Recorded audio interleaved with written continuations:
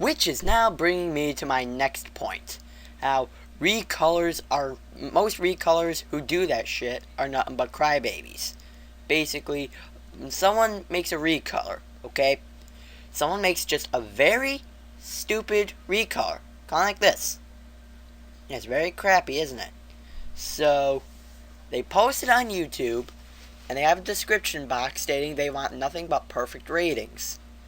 And they get a 1-star rating by one person, and then all of a sudden, there's more 1-star ratings, and rant video! See, they don't accept criticism at all. Instead, they just shove it in people's face. And every recolor rant, it's embarrassing. It's basically the exact same thing over and over again. Recolors are original. We're trying to be creative, and you're just ruining the fun for us. We have a right to make these things, and we own all these characters, and we're not stealing anything. Is it possible for you to shut the fuck up for 10 seconds? Yes, that is what I'm thinking. I am honestly thinking, shut up. It's the exact same thing over and over again. With every recolor. It's basically an endless loop. And that's all I'm hearing. Okay, I've heard this from the same dumbass. You can stop saying it now. Because we're still not going to believe you. And they give some of the dumbest reasons why they're original. Like, oh, they look nothing like the original character. Yeah, this barely looks anything like this. And then they go into detail. And this is basically what they say.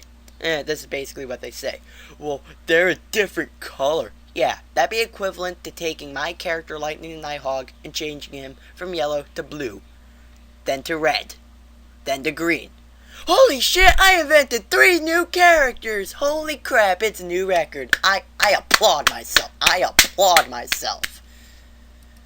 Then they go into this crap saying like, oh, our backstories are original too. Yeah, Sonic's long-lost brother. I've heard that a million times. And still, I'm already stuck on Manic, who is already an official Sonic character, which I brought up in part 1, if you do remember. And then the powers they go into. Faster than Sonic. Bullshit. You can't be faster than him. And I'm not going to... And you know what? I'm not going to say that because I am sick and tired of repeating myself. And another thing that gets me, and this is something I forgot to mention in part 1 about the powers. This was another thing that kind of ticks me off. When people say their characters cannot be defeated. They are immortal. You're not freaking Hercules. So basically what they're saying, you could shoot their character straight in the head and they will still live. That is stupid. For example, my character Lightning the Nighthawk, he's not immortal. He is not immortal at all. But he's still strong, right? Your character can be strong but not be immortal. Gyarados, for example, that guy's a killing machine. And yet, he's not immortal either. Yet these guys are coming along going like, oh, our characters cannot be defeated. We're the strongest things ever. Yeah, bull crap. There have been some strong things that were invented, such as Superman. You know what his weakness is? Kryptonite. Oh, he's the strongest man ever. The Man of Steel. But, gets touched by kryptonite, he's screwed. Characters should have weaknesses and things they are resistant to. It builds a balance between the characters and their abilities of their powers. That's a good thing. And plus, it invents challenge with some characters. Like, for example, you think it's, with my character, you think it's going to be easy for Lightning to fight his own brother, who's gotten like 10 times more powerful than he is? Of course not. But you know what? That adds a bit of challenge. Bits of suspense, cliffhangers. Like, oh, who's going to win this next fight? But if you were to fight someone who is like, quote-unquote, immortal, you're thinking, oh gee, a guy facing an immortal person. I wonder who the fuck's gonna win. Oh, the immortal guy won. Gee, that was pretty obvious. What else is there? Ooh, AVGN. Yeah, that's basically what I'm thinking. Why waste my time with this bullcrap? your character's gonna win anyway, so there's no point of watching the rest of it if your character's gonna be in a fight with someone. That's like if you were to see Hercules, he's fighting an old grandma. Who would you expect to win? Exactly. It's basically undeniable. Not only that, having your character being able to never die is just cheap as all hell. How cheap? Well, how about Supersonic Final Smash cheap? Or Nine-Tailed Fox Naruto cheap? Yeah, I'm bringing Naruto into this bitch.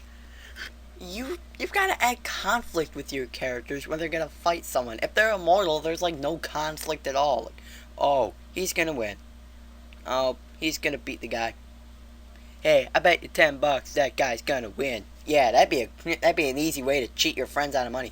Hey, I bet you all your money you're gonna get for your allowance next week. This guy wins this fight. Ooh, I bet he's not. He looks pretty pathetic. At that point, I'd be laughing my ass off. Sonic characters can't be immortal, okay? And also with the super forms and stuff like that. Each one's the same thing. Oh, go super when he absorbs the 7 Chaos Emeralds. Gee, isn't that like with every other Sonic character? They also come up with this bullcrap about like, oh, how they're so fast. Like, oh, I'm a hedgehog and I'm super fast. No, because I'm a hedgehog, I can run fast. Well, what about Silver? He's a hedgehog, and just look how fast he runs. You're like molasses going uphill in January with crutches. See? Point proven. So, people will make rants about recolors and stuff, basically telling them how they're not original, and they will just make a video back to them, basically just to push them harder, saying shit like, oh, well, my recolors are original, and they, of course, pull out the obvious bullcrap. For example, how many times have you heard this? You're not respecting my opinion. It's got nothing to do with your opinion. It's got to deal with you being a dumbass. And also, you're just shunning criticism and pushing it and shoving it into people's faces, saying like, oh, I don't need this. I'm creative enough already. You're just not respecting my opinion. Why should we? You're acting like a dumbass. They'll also pull this one out. Oh, you hate me because of my opinion. Yeah, because it's obviously got nothing to do with the way you're acting, numbnuts. And, let's see. What other one do they pull out? I know there's another one. Oh, yeah, this one. How many times have you heard this one? Oh, you're just jealous of me. That's what every single recolor has said all the time. Oh, you're just a jealous troll. Just because they don't like your work doesn't classify them as a troll. God, I hate it when you guys do that. Some of these people are not trolls. You guys need to really freshen up on that definition. A troll is someone who signs up onto YouTube just to cause trouble.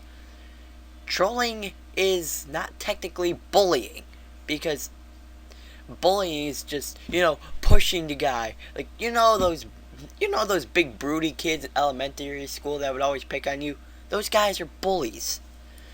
Trolls do it because trolls bash on people because, well, they could be jealous of the person, or they just want to cause trouble for everyone.